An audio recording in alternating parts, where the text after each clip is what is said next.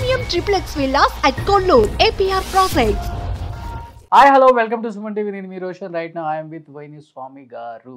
వేణుస్వామి గారు ఎలా ఉన్నారు?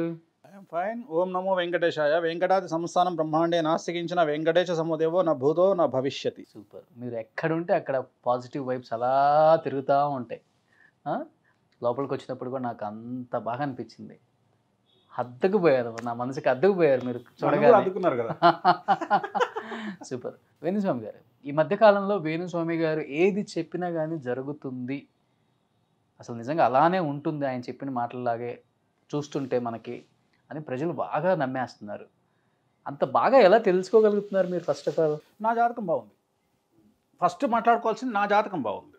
ఎందుకంటే జ్యోతిష్యుడి జాతకం బాగుంటేనే మనం చెప్పేది జరుగుతుంది. పెద్ద విషయం ఏం లేదు. అంటే వాక్శుద్ధి అనేది ఒకటి ఉండాలి, జాతకంలో గురువు బాగుండాలి. నేను నా జాతకంలో. సో ఇప్పుడు ప్రజెంట్ సిచ్యువేషన్ తీసుకుంటే మనం చెప్పగలగడానికి మన జాతకం బాగుండడంతో పాటు అవతల వాళ్ళ జాతకాన్ని కూడా అంచనా వేయగలగాలి. అంటే ప్రతి ఒక్కటి ఏమంటారంటే దేశ కాలమాన పరిస్థితులు అంటారు. వాటిని మనం మేనేజ్ చేయగలిగితేనే ఆన్సర్ వస్తుంది. ఓకే. అంటే ఏదైనా సరే శాస్త్రము దేశ కాలమాన పరిస్థితులు. అంటే ఉదాహరణ ఒక 15 సంవత్సరాల కింద తీసుకుంటే మనం పటాసులు కాల్చాలంటే అదొక పిచ్చి, అదొక క్రేజ్. హైదరాబాద్లో అసలు పటాకులు కాల్చినటువంటి ఫ్యామిలీ ఉండేది కాదు. ఇప్పుడు పరిస్థితి ఏంటంటే మనకు 10 ఇళ్లలో ఇంచుమించుగా ఒక 6 నుండి 7 ఇళ్ళు అసలు పటాకుల వైపు వెళ్ళట్లేదు. అలాగే పతంగులు, కైట్స్ ఎగిరేసేవాళ్ళు ఒక 20 సంవత్సరాల కింద హైదరాబాద్లో సంక్రాంతి వస్తే 10 రోజుల ముందు కైట్స్ ఎగిరేసేవాళ్ళు.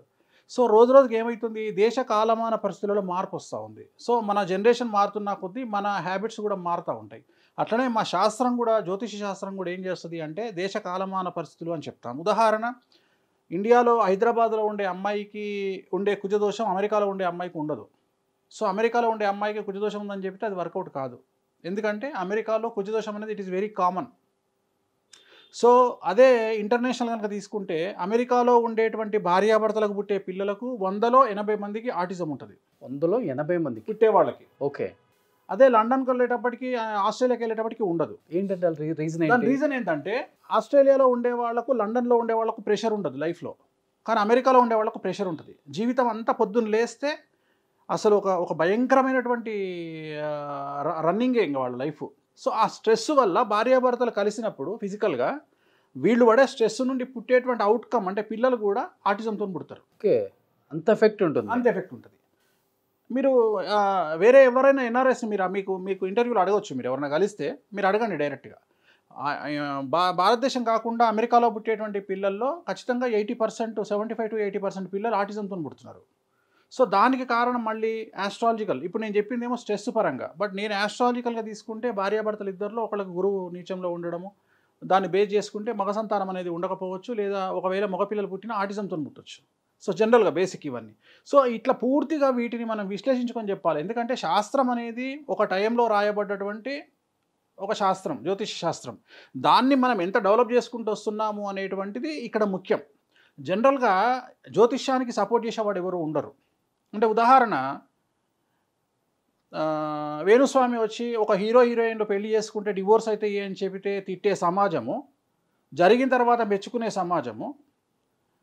అదే సమాజము ఈడేందిరా నాయన భార్యాభర్తలు పెళ్లి చేసుకుంటుంటే మంచి కోరమంటే ఈడేంది విడిపోమని చెప్తున్నాడు, విడిపోతారని చెప్పి శపిస్తున్నాడు అనే టైపులో వీడు వేస్ట్ కాడు అని మాట్లాడుకుంటారు.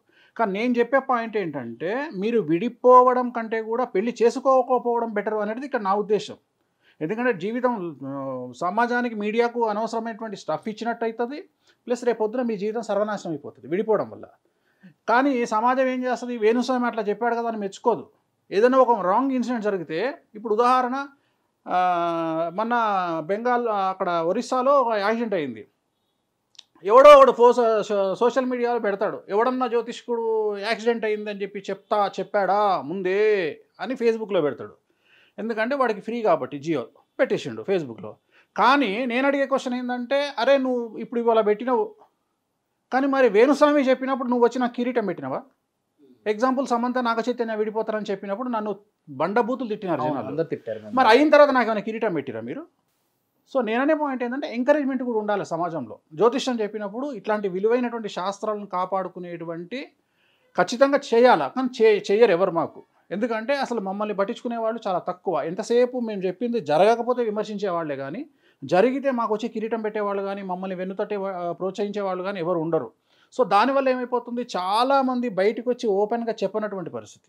అంటే ఒక సమాజంలో ఒక జ్యోతిష్కుడు బయటకు వచ్చి చెప్పాలి అంటే దానికి మేజర్ ప్రాబ్లం. ఎందుకు అంటే జరగకపోతే ఎక్కడ సోషల్ మీడియా దాడి చేస్తుందో అనేటువంటి భయం. కానీ వేణుస్వామికి ఆ భయం లేదు. ఎందుకంటే వేణుస్వామి విత్తనాలన్నీ చల్లేస్తాడు పొలంలో, అవి మొలకెత్తుతాయి. సో అవి జరగాలంటే ఆ టైం వరకు వెయిట్ చేయాలి. సో ప్రతిదీ అంతే, వేణుస్వామి చెప్పింది ప్రతిదీ జరగకుండా ఉండదు. Venuswamy open challenge to the people or open challenge to the విమర్శకులు, మీ ఇష్టం వచ్చినే చెక్ చేసుకోండి. 98% నా సక్సెస్ రేట్. నేను చెప్పింది 98% జరిగి తీరవలసినదే. అందుకనే నేను విమర్శలను పట్టించుకోను. కారణం ఏంటి అంటే నేను ఫుల్ కాన్ఫిడెంట్గా ఉంటాను. నేను చెప్పింది జరిగి తీరాల్సిందే. కాకపోతే ఒక 3 నెలలు అటు ఇటుగా కొన్ని ఉంటాయి, వాళ్ళు బయటికి చెప్పకపోవచ్చు. ఇప్పుడు ఒక భార్యాభర్తలు ఇద్దరు విడిపోయిన తర్వాత కూడా వాళ్ళు ఒకటే ఇంట్లో లేదా వేరు ఇంట్లో కలిసి ఉంటున్నారంటే నేనేం చేస్తా? ఇప్పుడు ఉదాహరణ టాలీవుడ్ ఇండస్ట్రీకి సంబంధించి ఆ టీవీ కానీ సినిమా కానీ ఎవరో ఒక భార్యాభర్తలు ఆల్రెడీ విడిపోయారు, కానీ వాళ్ళు ఎక్కడ ఉంటున్నారు? ఎవరింట్లో వాళ్ళు ఉంటున్నారు, కానీ ఇద్దరు కలిసి తిరుగుతారు బయట. లేదు ఏదైనా ఫంక్షన్, ఫ్యామిలీ ఫంక్షన్ అయినప్పుడు ఇద్దరు బయటకు వచ్చి ఒక దగ్గరనే ఉంటారు. సమాజం ఏమనుకుంటుంది? వాళ్ళిద్దరు వీడియో చూసి వీళ్ళిద్దరు కలిసే ఉన్నారు అనుకుంటుంది. కానీ వేణుస్వామి ఆల్రెడీ చెప్పాడు విడిపోతారని.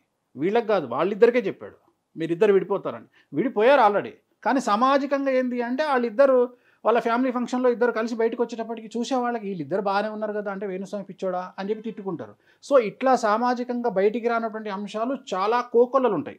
ఏదో వేణుస్వామి కొంతమంది గురించి మాట్లాడతాడు, ఆ మాట్లాడినవి మాత్రమే బయటకు వస్తుంది. ఒక రకుల్ప్రీత్ సింగ్ గురించో, ఒక సమంత గురించో, ఒక అనుష్క గురించో, ఒక ప్రభాస్ గురించో మాట్లాడినప్పుడు వస్తాయి.